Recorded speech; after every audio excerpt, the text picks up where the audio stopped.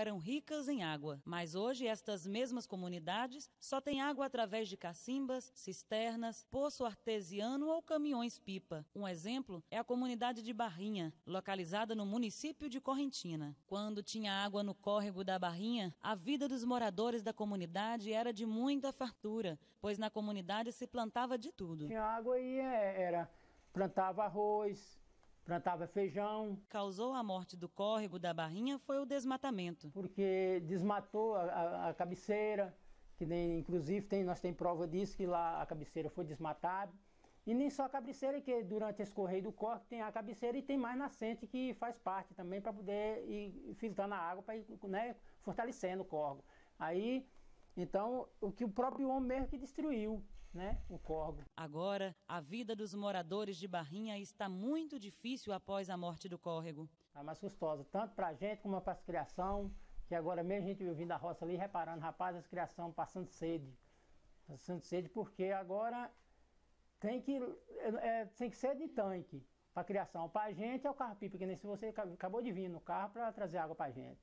E muitas vezes não vem com 8 dias, vem com 15 dias, aí é difícil. E agora os moradores de Barrinha sobrevivem no plantio ou no sequeiro, dependendo da chuva para molhar as plantações. É só mesmo milho nas águas e mandioca, puramente feijão de catar, feijão sequeiro, né, que é o de catar. É só isso aí, agora mais não tem como, vem tudo de fora. O arroz mesmo é de fora, né? Então tá difícil para nós. Depois que o córrego da Barrinha secou, muitos proprietários de terra venderam e compraram outras próximas ao rio. É porque hoje a dificuldade, que nós estamos morando aqui na dificuldade, eles não estão querendo dificuldade. Então vai caçar a melhora para viver uma vida que tem mais um recurso, né, de vida, porque aqui para nós viver é dificultoso. Sem água, para botar, com criação, é a gente mesmo. Quando o caminhão-pipa chega na comunidade de Barrinha, é uma felicidade só, pois traz a água para matar a sede, tomar banho, cozinhar e fazer outras tarefas domésticas que estão garantidas por mais 8 dias.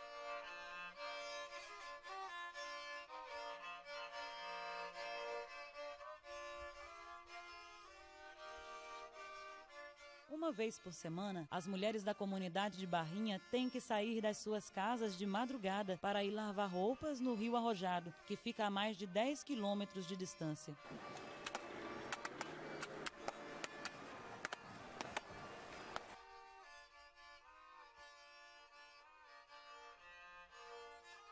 Até mesmo para matar a sede dos animais, muitas comunidades da região hoje dependem dos caminhões-pipa.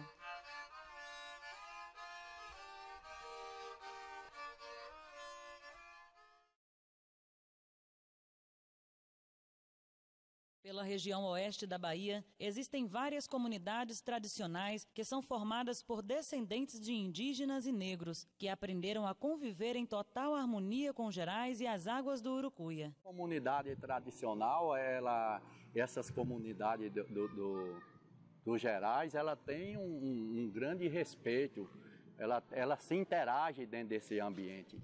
Né, desse ambiente natural, né, levando a sua vida, a sua produção, a sua cultura de maneira sustentável.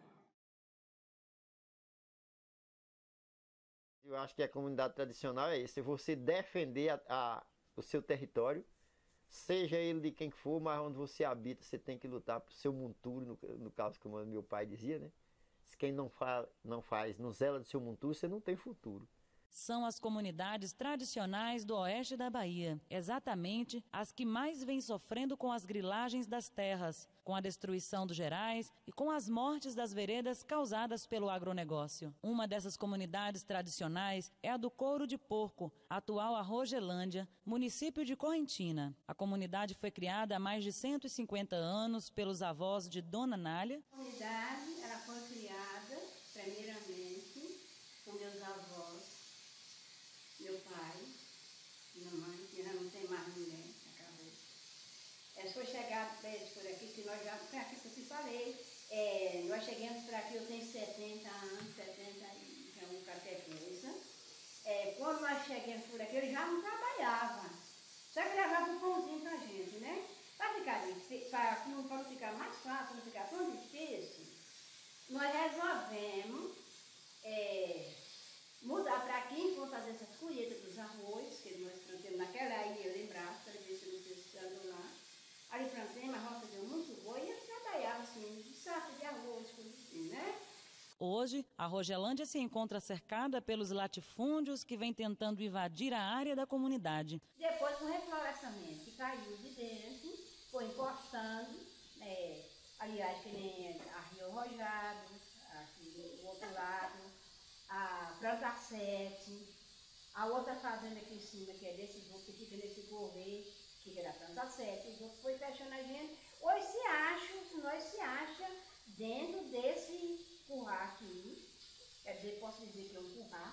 A Planta 7, que se vem em vários anos, nos acompanha, essa nunca abriu do faro e nós também nunca abrimos. Estamos em luta. Ela nunca abriu e nem nós também nunca abriu e não abre, que é isso que nós estamos falando, né? É porque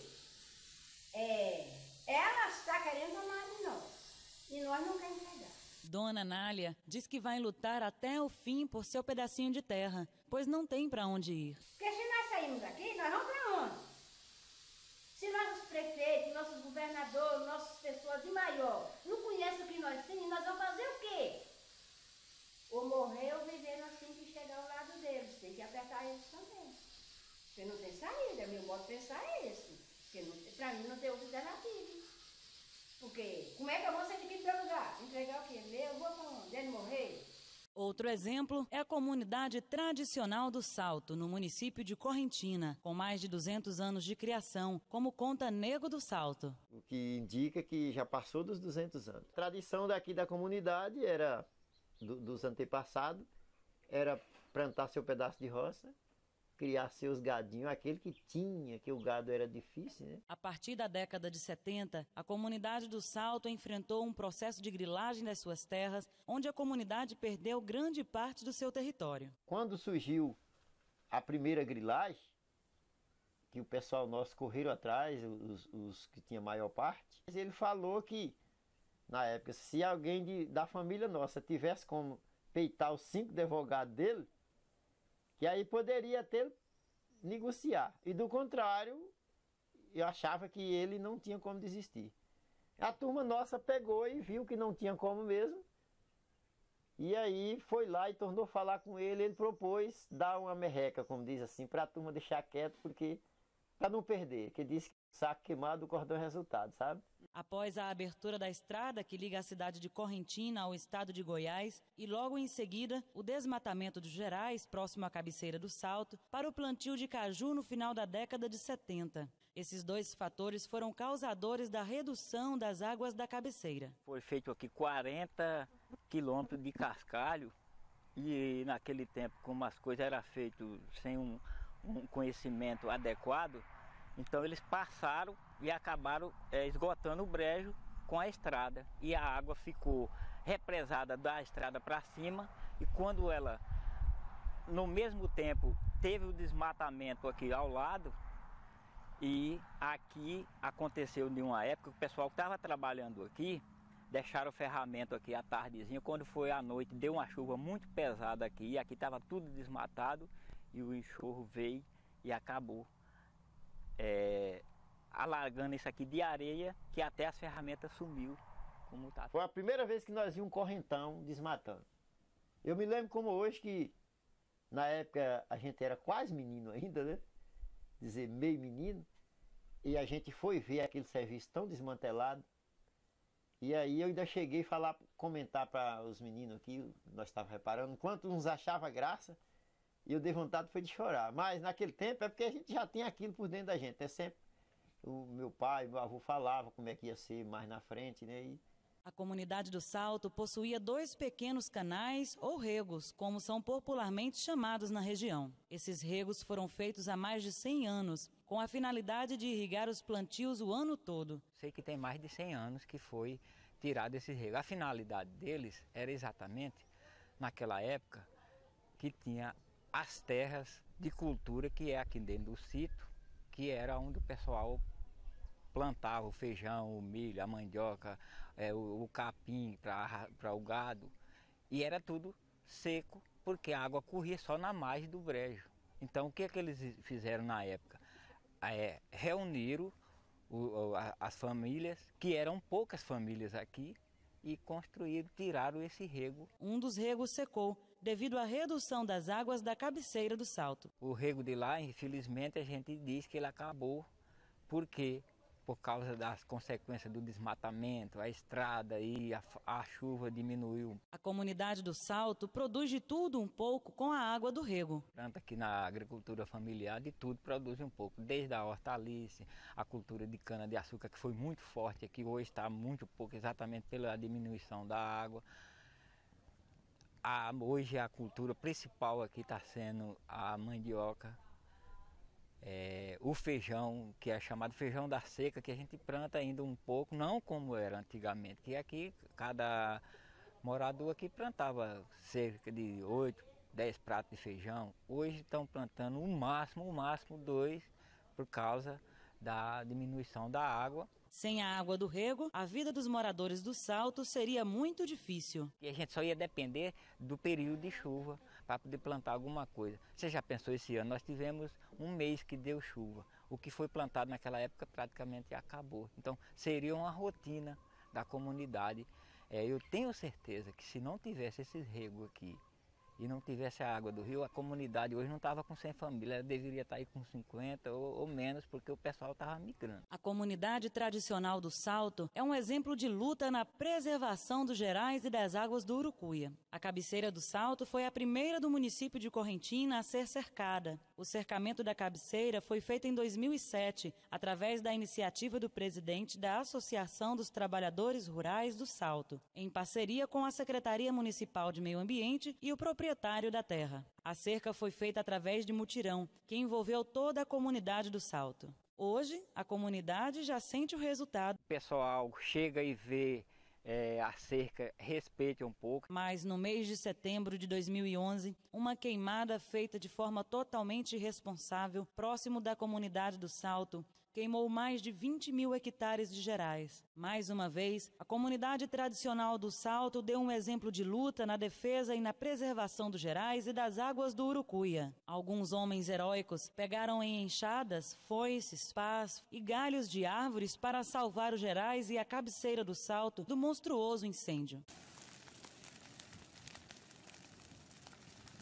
Em meio ao cenário desolador, de longe se vê a cabeceira do Salto e um pedaço de gerais que não foram devorados pelo incêndio, graças à luta dos moradores do Salto, que lutaram heroicamente dias e noites para salvar a cabeceira e os gerais do monstruoso incêndio. São as mesmas pessoas que pegam em gaitas, pandeiros, triângulos, reco-reco, zabumba e tambor para formar o mais tradicional grupo de reizado da região.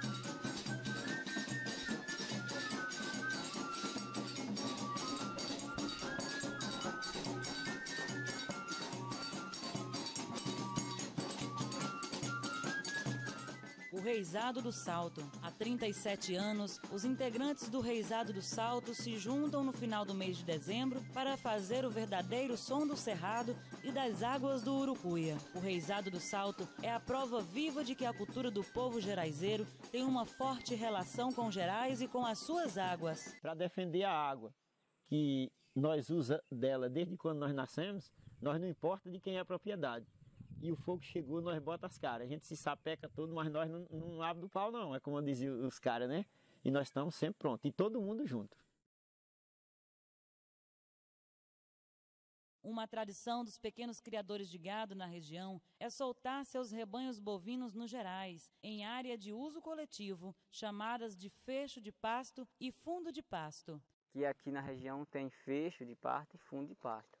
Então tem outra região na Bahia que só tem fundo de pasto, outras só tem fecho, E aqui nós somos contemplados com as duas, com fundo e fecho de pasto ao mesmo tempo. Essa tradição de criar o gado solto nos Gerais já vem desde os tempos dos primeiros currais que foram criados nas margens do Rio São Francisco. O fecho de pasto do gado bravo tem uma área de 2.900 hectares e é usada por 19 associados. Devido à grilagem das terras dos Gerais, que teve início no final da década de 70, os pequenos criadores de gado se organizaram para poderem se defender.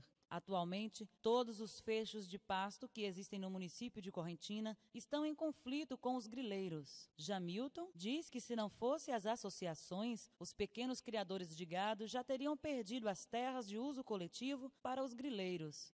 Se não fosse a associação, certeza que a gente já tinha perdido essas terras. Porque, assim, hoje a nossa briga aqui, pela permanência nesse território, ele não está só aqui. Em Correntina.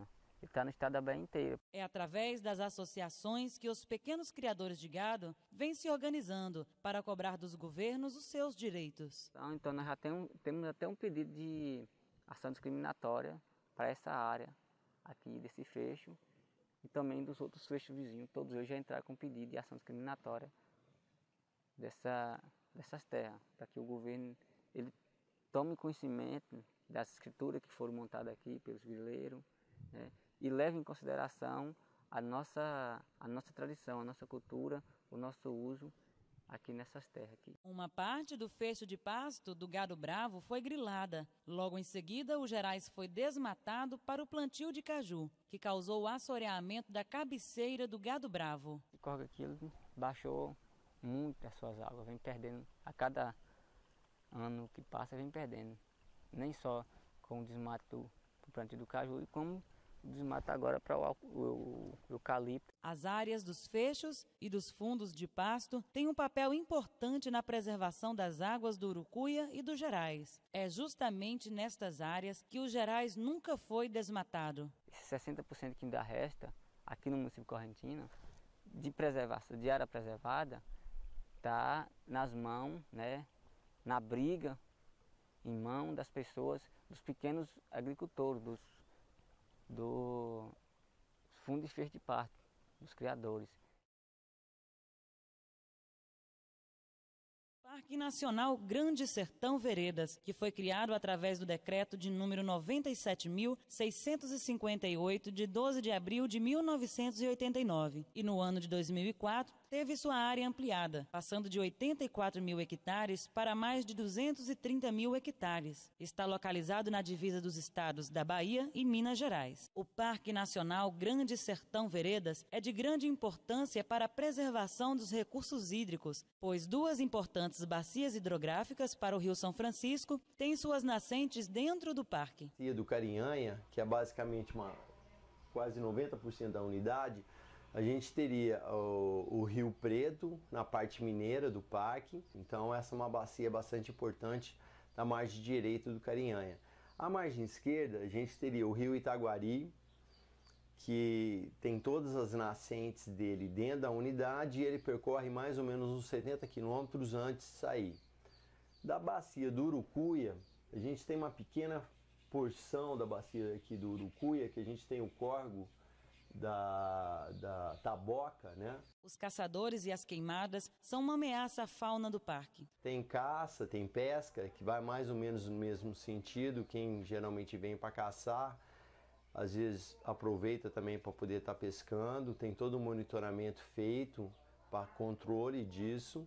Os caçadores também geralmente colocam fogo também na unidade, às vezes já avisando uma caça futura, eles... Outra ameaça à biodiversidade do parque é a ocupação do entorno do parque pelo agronegócio, tanto do lado mineiro como do lado da Bahia. Todos esses processos de destruição dos Gerais pelo agronegócio das últimas décadas, que vem causando a morte das veredas e dos rios da região, vem trazendo muita preocupação, principalmente para a população do oeste da Bahia. Cientistas, movimentos sociais e entidades ambientalistas da região. Uma dessas entidades é a Associação Ambientalista Corrente Verde. Na opinião do presidente da Associação Ambientalista Corrente Verde, as mortes dos rios do oeste da Bahia são resultado do modelo de ocupação do capitalismo na região. Pela ocupação desordenada e uma velocidade do capitalismo dentro das nascentes, dentro das matas ciliares, e uma agressão em todas as formas de vida, sem um plano e sem uma política ambiental por parte principalmente dos municípios e do governo federal também e do estado. Fred Cássio diz que sente-se profundamente triste quando olha para o rio Corrente e vê ele secando a cada dia, e faz uma verdadeira declaração de amor às águas do rio Corrente. Ele é a minha vida, ele é o meu corpo, é o meu modo de pensar, de falar e de andar. Eu sou água que ando, eu sou água, eu sou água.